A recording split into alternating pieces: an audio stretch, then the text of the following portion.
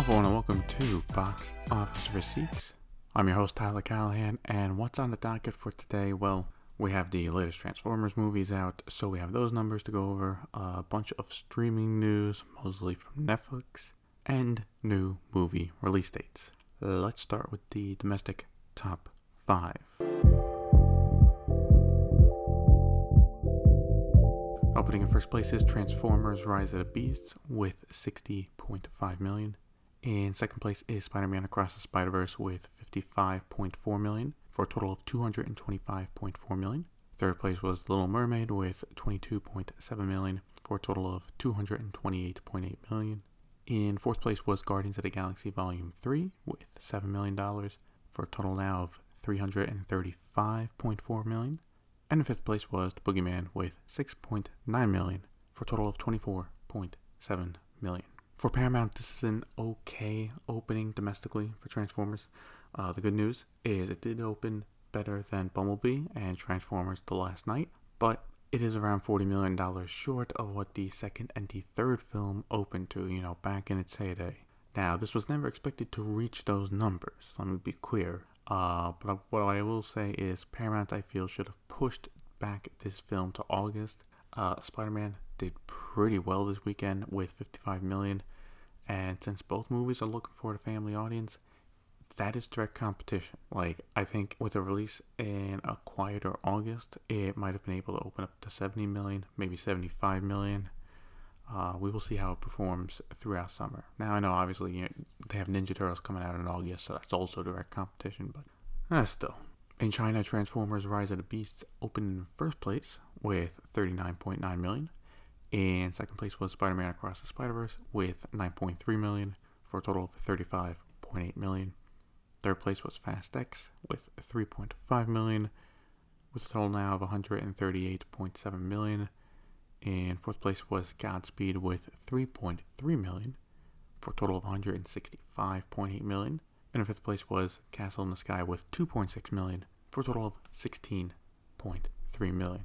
So it's the first time in a while where the top 3 spots were all Hollywood films, even if they aren't performing as well as they did before the pandemic. As for Transformers, again, it's the same situation as Fast X. If you look at it as a Hollywood film in China 2023, it's killing it. It's doing great. If you look at it as part of the franchise, the numbers are terrible. When Transformers 3, 4, 5, they're clearing 200 mil, maybe $300 million in China. To have this one open up to just under 40 million, it's not great. And it's also clear now, if Transformers does not have strong legs in other markets, China will not be the one to bail it out. Now, we haven't done this in a while, but let's take a look at the Korean box office. They have a big hit at the box office with the Roundup, No Way Out, having passed $60 million in its second weekend. This is the third film in an action crime series starring Don Lee, and I would assume a fourth one would be in development soon. That's the good news. The bad news is that the police in South Korea raided the offices of 3 different theater chains as well as the offices of 3 film distributors due to suspected box office manipulation. As for the allegations, it's focused on tickets being bought in bulk for screenings that no one attends, as the media over there are calling it, ghost screening. As for the films impacted by this, there are 4 the police are looking into, with 2 of them being named Emergency Declaration and Hot Blooded. No arrests have been made, just right now the police are collecting evidence such as ticketing data from the offices. If this turns out to be true, what confuses me is, honestly, why would they do it? An easy answer could be, look, people had in their contracts to get bonuses if it reached a certain box office milestone. Then it would make sense to make sure the box office numbers for a film got there. But who knows? I'll keep an eye on it and see if anything comes from it. Looking at international numbers, Transformers Rise of the Beast made $110 million internationally for a worldwide opening weekend of $170.5 million. Spider-Man Across the Spider-Verse has already passed the worldwide total of the first film, with it now at $390 million after earning $47 million internationally. The Little Mermaid made $30 million for a total of $414.2 million worldwide. Fast X made another $20.6 million for a total now of $652.8 million. The Boogeyman is at $39.6 million, and Guardians of the Galaxy Volume 3 is at $806 million worldwide, respectively. In news in Hollywood, we start out with Disney, where they might have another issue on their hands. Tenoch Huerta, who plays Namor in the MCU, is facing allegations of sexual assault. The claims come from Elena Rios, who posted the allegations on Instagram. Huerta has since come out denying the allegations and explained that they were in a relationship for a few months, and that after it ended, she started to misinterpret what had happened to others. As of now, Marvel Studios and Disney have not said anything, nor have any charges been brought against Huerta. Obviously, we're going to have to wait for some evidence to see who is telling the truth, but I think if no charges are brought against him, I don't think anything will happen. Like, if he did it, obviously, he should lose his role as Namor, obviously, but if there is no evidence or not even charges, I don't think Disney and Marvel will do anything, as they're still waiting to see what happens with Jonathan Majors and his case. With the WGA strike causing a lot of projects to be put on hold, Disney has announced a sweeping change to their scheduling. For the MCU, Deadpool 3 is being moved up from November 2024 to May 3rd. That's right, Deadpool 3 will now be kicking off the summer movie season next year, but that move, Captain America Brave New World, which was set for May, now comes out July 26th.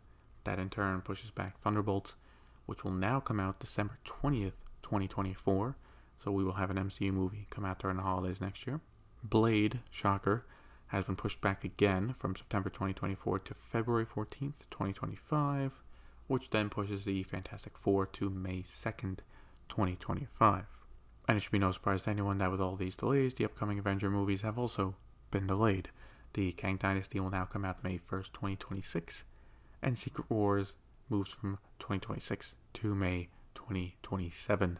On the 20th Century side, Avatar 3 has been delayed a year now, coming out December 19th, 2025. Avatar 4 is also delayed to December 21st, 2029. And Avatar 5 will come out December 19th, 2031. An entire generation will have grown up before all 5 of these movies are out. Besides delays for 20th Century, the new Alien movie has been given a date of August 16th, 2024. And The Amateur, starring Rami Malek, comes out November 8th, 2024. The live-action remake of Moana moves up a week to June 27th, 2025, and for Lucasfilm, the Star Wars films have been pushed back. The first one will now come out May 22nd, 2026, from December 2025, so about 6 months pushback, 5-6 months. And I think they're kind of doing that so they don't compete directly with Avatar 3. And the second Star Wars film will come out December 18th, 2026. I think that one will probably get delayed again. It did not work out well last time when we had 2 Star Wars movies come out within 6 months of each other. These delays are not surprising, and I would not expect other studios to start doing it as well, especially if an actor strike does happen. If that does actually happen, expect a lot of movies to get pushed back. There's no way around it. Deadline is exclusively reporting that Disney might have found their director for the live-action Bambi movie, with Sarah Polley in talks for it. We now know that the movie will be a musical as well. Look, Polley's great, but I just don't know how live-action Bambi will do at the box office, assuming it goes to theaters, because I doubt Disney would produce this, any more like direct-to-streaming movies. So I feel this wouldn't go straight to Disney Plus, but who knows? Maybe it will be. Also, there is an executive shakeup at the company, with Disney's CFO, Christine McCarthy, resigning from her position, and she will take a medical leave of absence due to her family. During her absence, she will remain as an advisor, as Kevin Lamberry will become interim CFO. In a statement, CEO Bob Iger said, quote, "Christine McCarthy is one of the most admired financial executives in America, and her impact on the Walt Disney Company during 23 years of dedicated service cannot be overstated," end quote.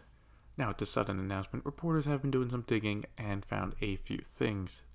One, it turns out her husband has been sick for some time, so medical leave does make sense, and hopefully he does recover soon.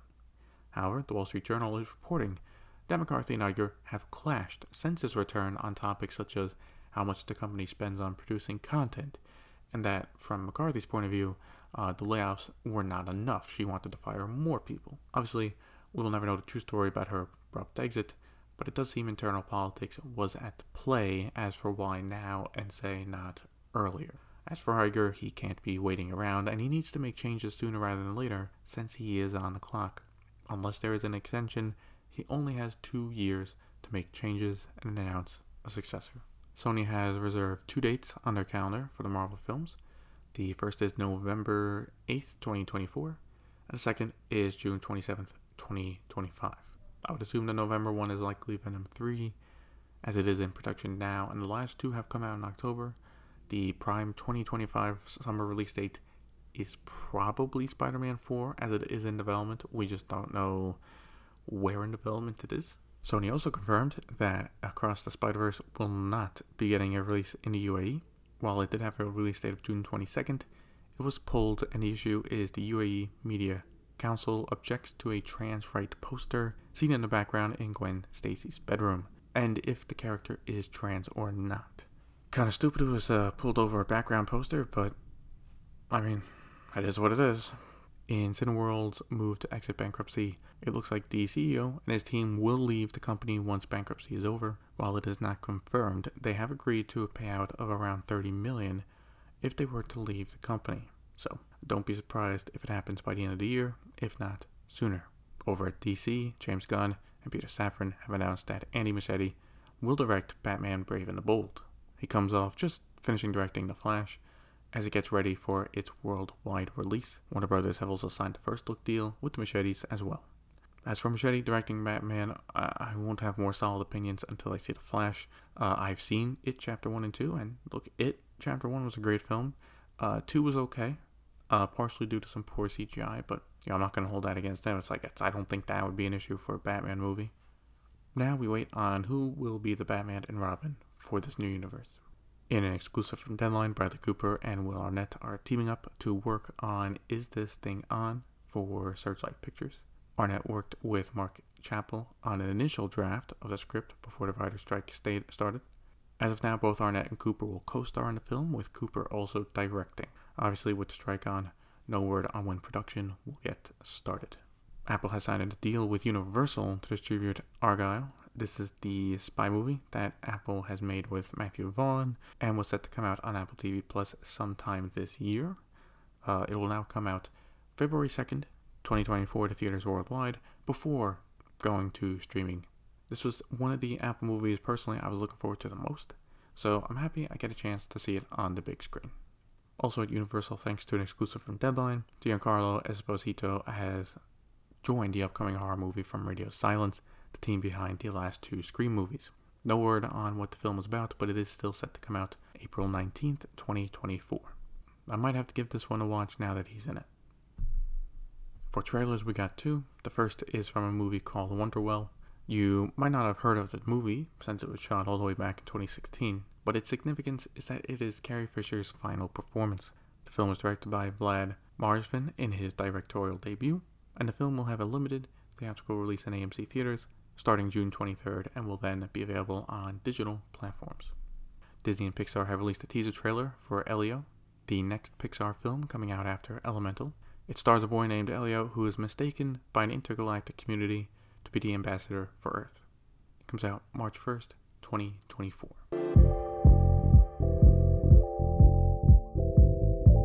We start off VOD Premium with Disney Plus, where they have gained another Marvel film. The Incredible Hulk will be available on Disney Plus starting June 16th. This was not on the service previously due to it being produced by Universal. An exclusive from Variety, Disney Plus is putting a pause on commissioning new content in Canada for at least the rest of the year, with the possibility of it extending to 2024. And in Asia, Disney continues to shut down their linear TV channels. The channels include Star Movies, Star World, Star Chinese Movies, Star Chinese Channel, National Geographic, and National Geographic Wild. They'll be shut down in Southeast Asia, South Korea, and Hong Kong in November, and Taiwan in December. For Max, they have announced that Velma has been renewed for a 2nd season, and for both Disney Plus and Max, their high-profile comic book shows are now on pause until the writer's strike is over. For Disney Plus, Daredevil Born Again has paused production, and the same goes for The Penguin for Max. For Paramount and Showtime, they have announced that Billions will end with its upcoming 7th season, set to premiere on August 11th. This is not too surprising, as they are now looking to work on the Billions spin-offs instead and this could be a way for them to save money, as keeping a cast with this much talent for so long, it can get expensive. Apple TV Plus seems to have another hit on their hands with Silo. While we don't know the viewership numbers, it has gotten great reviews and has now been renewed for a second season. I have to give it a watch at some point. So in the streaming news this week, the big thing was Netflix's Tudor event. Basically their event where, for the fans, they give us updates on shows and movies. So let's run through some of them. The Arnold Schwarzenegger show Tudor has been renewed for a second season. This isn't much of a surprise, as the first season so far has had good viewing numbers for the streamer. One Piece got its first trailer and release date, with it coming out August 31st with 8 episodes. Having watched the trailer, it looks okay. Considering it's not an easy show to bring to live action, from what they have shown so far is that they're putting effort into it. We will see how it actually is soon. Netflix also released the first images of the live action adaptation of Avatar: The Last Airbender, with the show set to premiere sometime in 2024. Now, we can't tell much from the images, but hey, from what they showed so far, the costumes already look better than the last live action attempt. I know, a low bar, I know, but it's something. Netflix's take on the three-body problem comes out January 2024. The series will be 8 episodes and is being made by David Benioff and D.B. Weiss. The showrunners of Game of Thrones that everyone loves. There was also a teaser trailer released for it as well. This is also one of the shows from Netflix I'm looking forward to, mostly seeing how they do adapting it, because in China, Tencent have already made their adaptation of the novels in a 30-episode series, so expect people to be comparing the two a lot. For movies, Extraction 2 is about to come out and so far has been getting great reviews, with it at 79% and certified fresh on Rotten Tomatoes. Definitely can't wait to watch that. For action movies, the other big one Netflix has for this summer is Heart of Stone, starring Gal Gadot. They released a trailer for that, and it comes out August 11th. And they also released a behind-the-scenes look at Rebel Moon, the sci-fi film from Zack Snyder. That will be their big film over the holidays, coming out in December. Looking forward to a proper first trailer for it. And for the Netflix Top 10, Manifest took first place on the TV charts with 78.1 million hours. And that's it for this episode of Box Office Receipts. If you want to follow me on Twitter or Facebook, links to those are in the show notes. Thank you for listening, and see you next time.